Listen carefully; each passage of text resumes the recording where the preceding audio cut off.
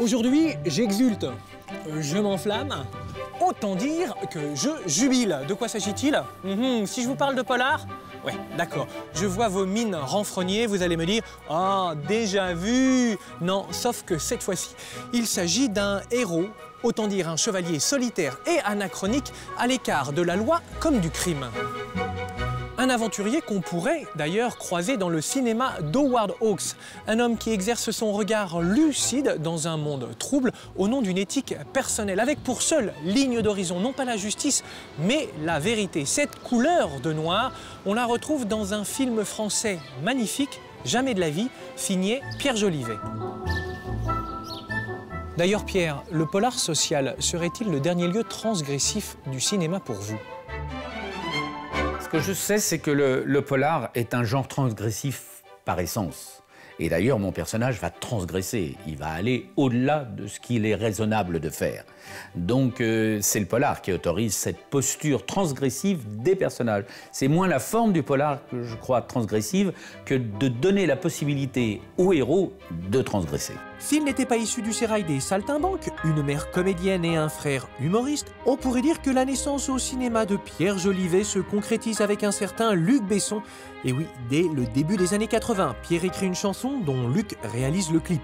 Ensemble, ils signeront le scénario d'un court-métrage et le premier long-métrage de Mister Besson en 1982 et récidiveront 2 ans plus tard pour Subway.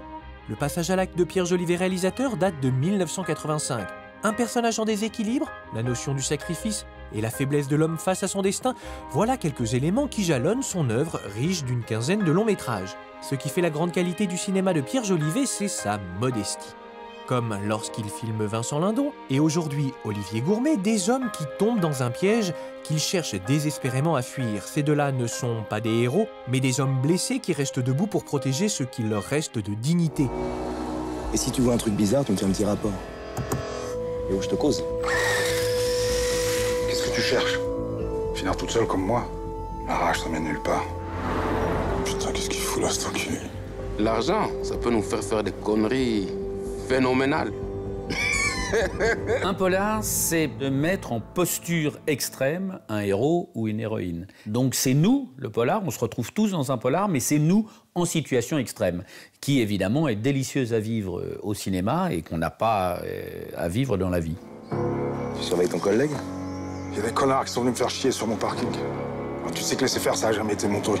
Dans l'entreprise ou dans la rue, il y aura toujours des salauds pour essayer de baiser les autres. J'aime particulièrement quand le polar est une peinture sociale, c'est-à-dire qu'il permet d'aller à l'os de ce qu'est une société, de ce que sont des rapports sociaux des êtres les uns envers les autres, et du fait aussi que c'est un polar, c'est une forme de narration qui n'ennuie pas les gens. Parce que si on décide de parler sociologie, on fait ou un documentaire, mais on peut aussi faire une chronique très très chiante. Et donc le polar, c'est la bonne solution pour aller à l'os d'une société sans ennuyer le spectateur. Si Kubrick, si John Huston, si très vite Truffaut se jettent dans le polar, ça veut dire que cette forme de narration est intemporelle et qu'elle reste extrêmement utile à l'expression d'un auteur. Il faudrait qu'il se passe des choses. Je vais aller voir les flics, on va les niquer, ces enculés. Pas les flics. Le pari sur ce film, c'est des tout petits budgets. Comment faire que le film n'est pas au ras du sol et qu'il en devient misérabiliste, et en même temps de monter le style suffisamment haut pour que ça devienne du cinéma, mais pas trop haut pour abandonner le personnage principal, qu'on puisse le filmer quand même à hauteur d'homme. Donc cette frontière-là, elle est très amusante et très passionnante et très dangereuse quand on marche sur cette frontière-là. C'est parce qu'à tout moment, on se dit, mais ça se la pète un peu, le plan, là, non? Là, si on fait ça, ça se la pète un peu. Et mon héros ne se la pète pas du tout. Il est sincère, profond. Il n'est pas que gentil, ce héros. Il est très égoïste aussi, il vit seul.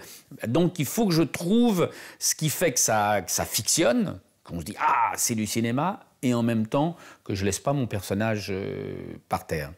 Tu les revois, tes vieux potes? Non. Même Étienne? Étienne, si je le revois, je me vois. Moi, je l'aimais bien, Étienne. J'ai demandé au chef décorateur, mets-moi des photos de lui plus jeune, des photos avec sa sœur, mets-moi un miroir, mais un peu pourri pour qu'il puisse se changer, comme on a dans un studio. Et tout d'un coup, je me rends compte que dans ce cadre-là, il y a tout. C'est-à-dire, sa sœur, c'est son double. Ils sont pareils. Ils s'aiment pas plus que ça, les deux. Ils sont fascinés par le fait qu'ils se ressemblent. Mais en même temps, ils se trouvent aussi ratés l'un que l'autre. Donc, il y a un effet miroir avec cette sœur qui l'émeut et elle est émue par lui. En plus, sa sœur lui parle du passé. C'est-à-dire, il y a un effet miroir avec ce qu'il était avant. Et lui va se déplacer pour se mettre dans le miroir, pour se voir dans ce miroir alors qu'il regarde sa sœur. Et j'aime cette percussion. Pour moi, c'est plié. Et toi, t'es plus jeune. Puis t'es un gentil mari, non? Et Isabelle, elle était pas gentille, peut-être.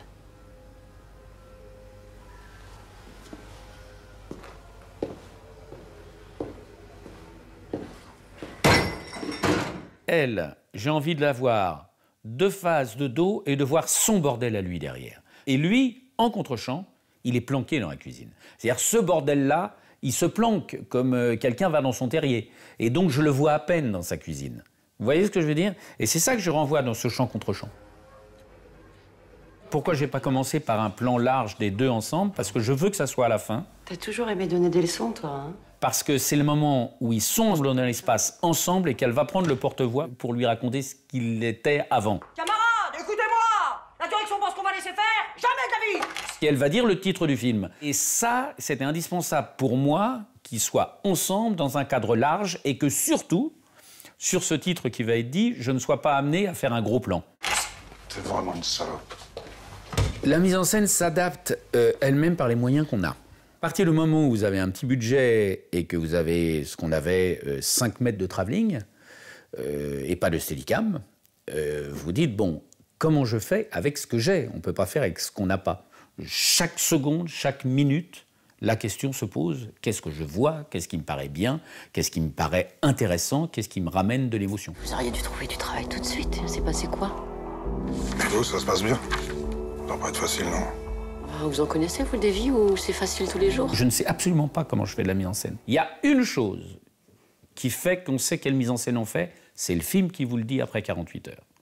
C'est-à-dire que ça, au bout de 48 heures, le film vous dit les focales qui marchent, les focales qui ne marchent pas.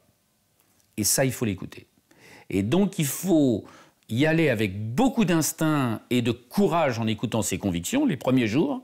Et très vite, le film vous dit ça marche pas. Et il y a des objectifs, vous les mettez dans la caisse et vous les reprendrez jamais.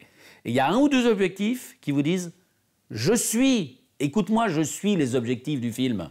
C'est ceux-là qu'il faut que tu utilises. C'est ceux-là qui racontent bien l'histoire, c'est ceux-là qui vont bien avec ce décor. Rien n'est prémédité alors? Rien. Pourquoi filmez-vous?